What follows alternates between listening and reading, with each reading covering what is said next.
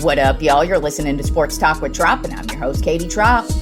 Well, man, oh man, the NBA playoffs keep on rolling on, and Boston has officially taken control of their series. So let's go ahead and get started with that series, Boston versus Indiana.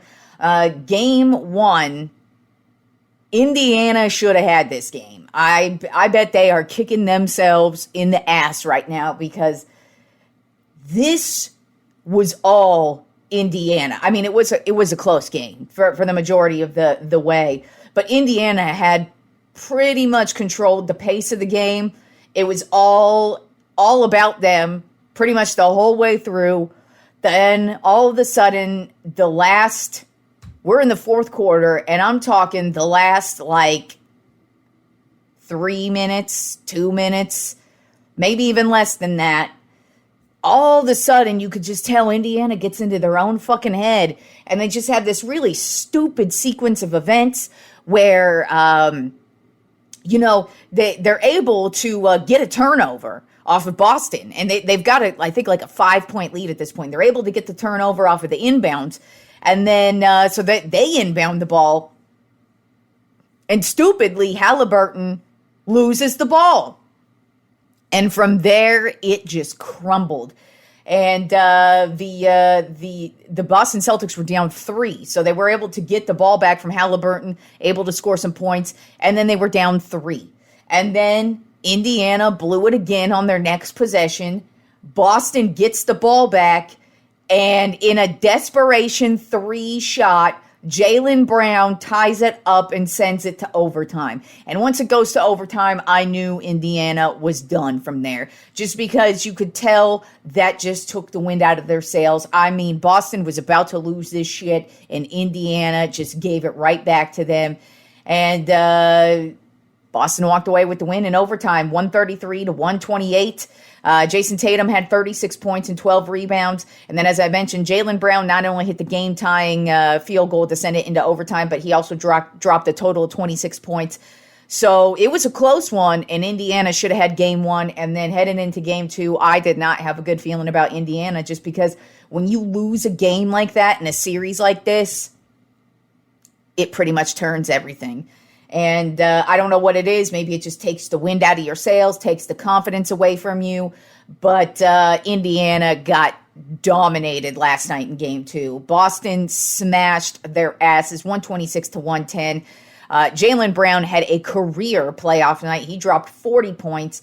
And then, of course, in an unfortunate turn of events, Halliburton got hurt. It looks like he injured his hamstring, and he's questionable for game 3. So if we didn't think Indiana had the wind taken out of their sails in game 1, they definitely did in game 2. Now we're headed back to Indiana for game 3 on Saturday night. Boston is up 2-0, and Indiana's definitely going to need Halliburton, but he's going to be hobbled whether he plays or not. So, but I just feel like once Indiana lost game 1 the way they did, I thought they were done for. I didn't think, I picked Boston to win this series, of course, because I think they are the overall better team.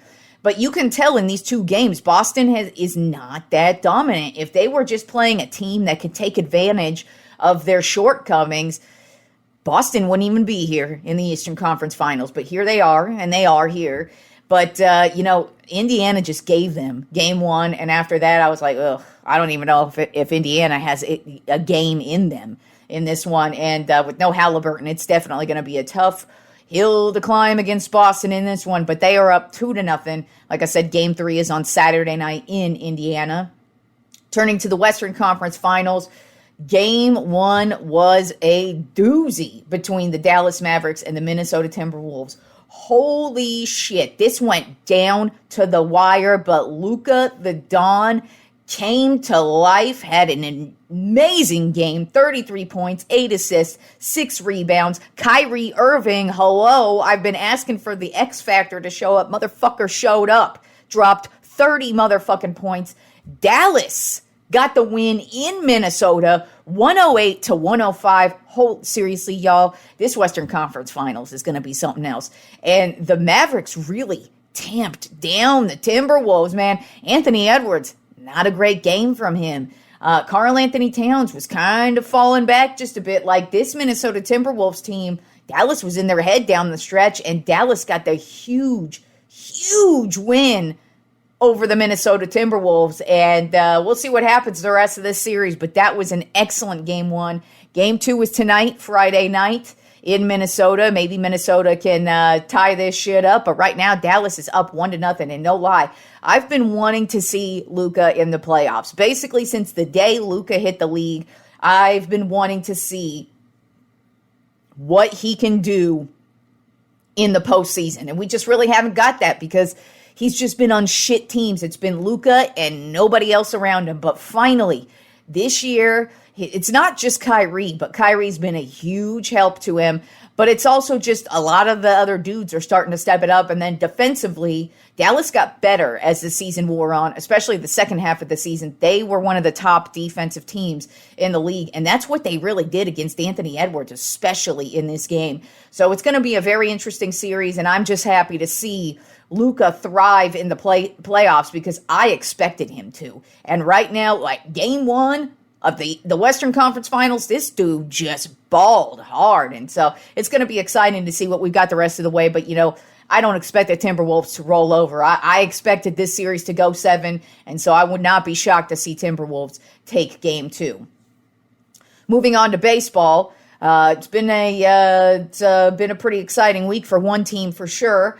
On Monday, speaking of Boston, the Boston Red Sox got a big win over the Tampa Bay Rays, 5-0, but that wasn't really what we're talking about. Rafael Devers, he actually now owns a Boston Red Sox team record, which says a lot because the Red Sox are one of the most legendary teams ever. They've had many legendary players for them, but for the first time ever, Rafael Devers has hit 6 home runs in 6 consecutive games. So that is now a Boston Red Sox record.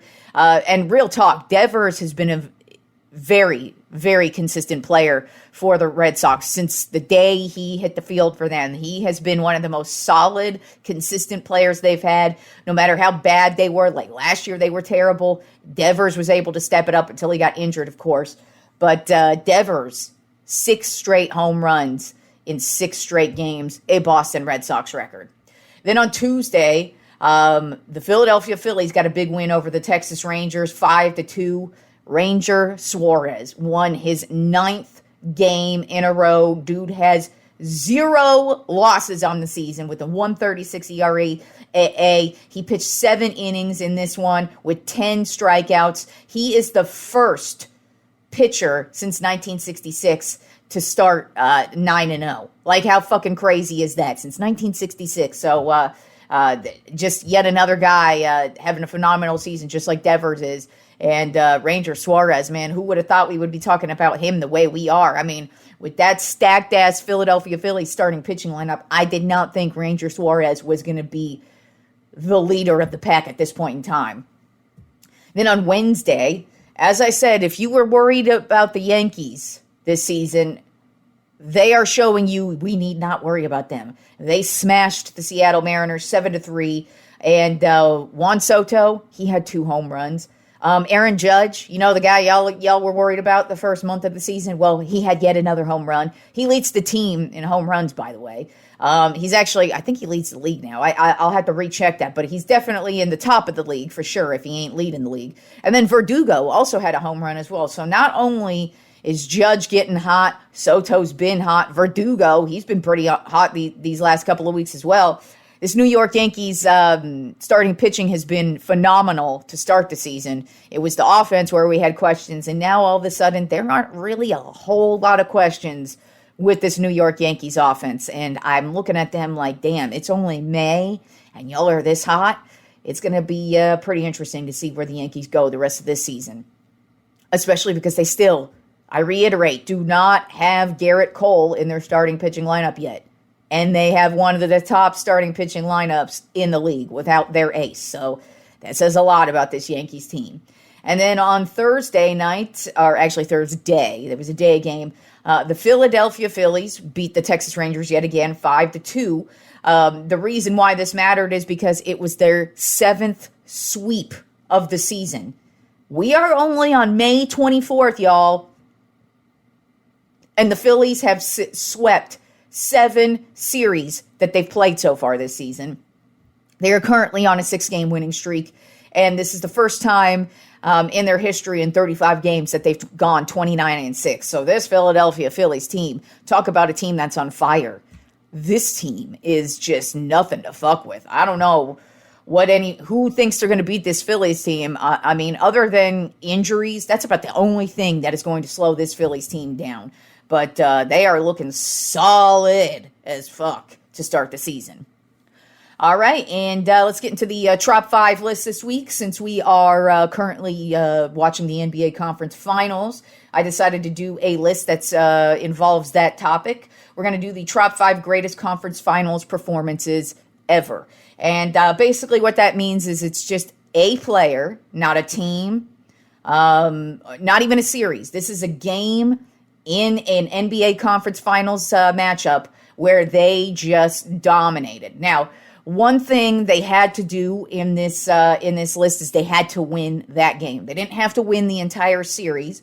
They didn't even have to go on to win the NBA Finals. It's just, what kind of a game did they have in one of the 7 or 5 in certain cases, because, they used to only have 5 games in a series, but one game in the entire series where this player just dominated and took it to a whole other level.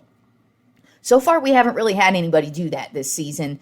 I guess you could say Jaylen Brown, maybe, because he had that huge overtime shot, and yeah, he showed up huge in game 2 as well with the 40 points. And then Luka, he also had an amazing game, but like these 5 performances that I'm about to talk about, they were game changers. So let's go ahead and start it off with number 5. This one actually I remember because it's only a couple years ago, by the way, but it was an amazing performance. And that is Jimmy Butler, the 2022 Eastern Conference Finals, Game 6. He played for the Miami Heat, and they were at the Boston Celtics. And in this series, since it's Game 6, obviously Miami needed this one. They were down in the series 3-2. So they had to take this one. And this was in Boston. And it's hard to win in Boston. Well, guess what? Jimmy Butler gave 0 fucks this night. He absolutely took over this game, dropped 47 points, 9 assists, 8 rebounds, and had 4 steals on the night. And just really, absolutely, he basically took down Boston all on his own. It was one of the most crazy sequences of events to ever happen. Basically, they won this game, took it to a Game 7, and they went back to Miami for Game 7, and they would ultimately end up taking down the Boston Celtics and ultimately going to the NBA Finals and losing in the NBA Finals. I believe to the Warriors. Was it to the Warriors? I'm pretty sure it was the Warriors. I can't recall. It was a couple years ago, but I'm pretty sure it was the Warriors who they lost to. Regardless, it was one of the most amazing. Not only was just that Game 6 performance amazing from Jimmy Butler, but overall that playoff run for Miami, Jimmy Butler was on some and was just insane. He was just on a tear during that playoff run. Then at number 4 on my Trop 5 greatest conference finals performances ever, Terry Porter in the 1992 Western Conference Finals, Game 2. He played for the Portland Trail Blazers. They were playing the Utah Jazz. And this is one of the most efficient nights of shooting ever. And Terry Porter, he was an excellent player, but he just always got overshadowed by all the players who played at this time. You got the Michael Jordans, you got the Hakeem Olajuwons, you got the Patrick Ewings, you got all these dudes who you usually talk about, but Terry Porter Jr. shined above the rest in this Western Conference Game 2. He went 12 for 14, and 4 of those were three-pointers. He went 13 for 14 at the free throw line. He ended up with a total of 41 points, 7 assists, 6 rebounds, and this is still, to this day, the fewest shot attempts ever for a player to reach 40 points. So this still stands.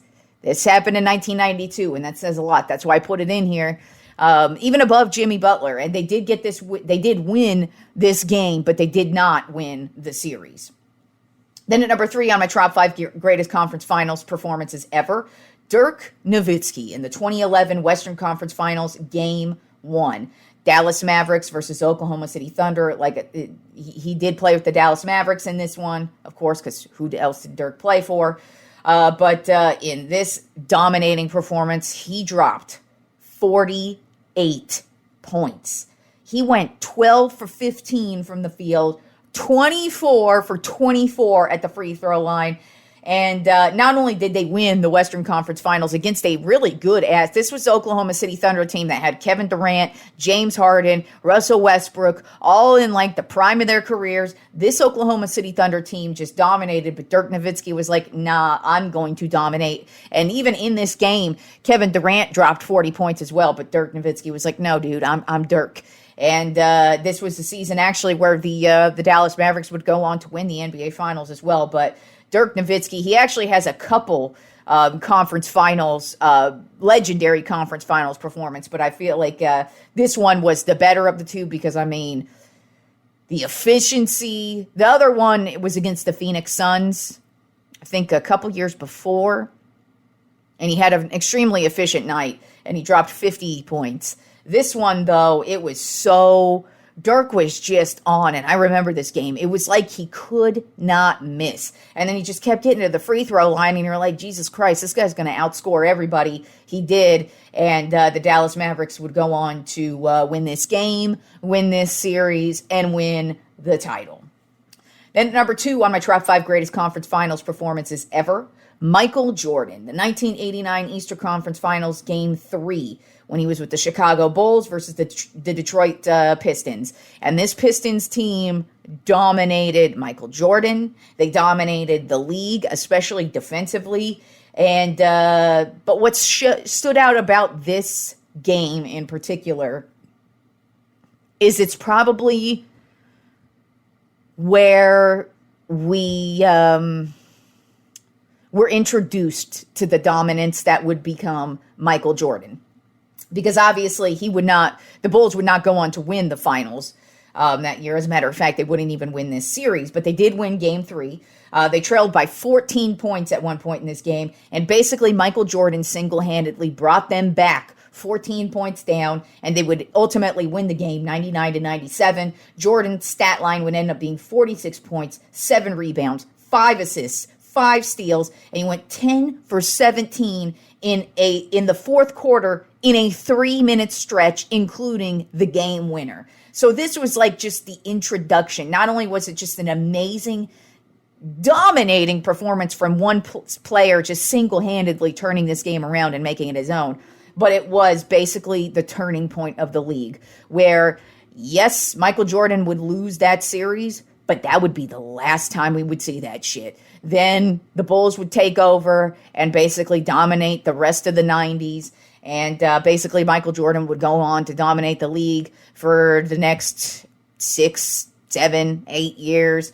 And but this right here was the welcome to the NBA experience of Michael Jordan for everybody, where he would just take over, and he was just had that killer instinct where he'd just be like, no, I'm Michael Jordan. I'm going to win this shit. And that's exactly what he did in this Game 3 performance. And even though the Bulls did lose this series, like I said, sometimes you need that to become the best. And I feel like a game like that was what really just set Jordan apart and really just gave him a boost of confidence to let him know that, yeah, I am really as good as I think I am. Now it's time to show the rest of the world and make them believers. And he did. Now, there is only one performance above that, and it was really difficult to put anybody above Michael Jordan in that one, especially because he single-handedly won that game. Single-handedly. But there is one performance in the conference finals that I feel like is just the greatest ever. And that is number 1 on my top 5 greatest conference finals performances ever. Charles Barkley in the 1993 Western Conference Finals, Game 5, when he was with the Phoenix Suns versus the Seattle Supersonics. Yes, that's how long ago this was, when the Seattle Supersonics were a team and they were not the Oklahoma City Thunder. Charles Barkley had one of the most single-handed, dominating performances ever. His stat line, 43 points, 15 rebounds and 10 assists. Yes, that is a triple-double, y'all. And he did that all in 47 minutes and did not sit for more than 1 minute in this game. He played the entire fucking game. He went 16 for 22 from the field and 11 for 11 at the free throw line. This was one of the most dominating individual performances you have ever seen in playoff history, let alone conference finals history. Unfortunately for Charles, his Phoenix Suns team would go on to the NBA Finals and lose to Michael Jordan in the NBA Finals. But Charles Barkley, if there is one game you can point to in his career where it was just flawless, it was stellar, it was amazing, it would be this 1993 Western Conference Finals Game 5. He was better than every motherfucker on the court. He could not be stopped. As a matter of fact, if you put him 5-on-1 on the court, him by himself versus the 5 Seattle Supersonic starters, he still would have been as amazing as he was that night. That is how on Charles Barkley was in the 1993 Western Conference Finals, Game 5. So that is my Trop 5 list for the week. So enjoy this amazing weekend of sports, and I will talk to you fools on Monday.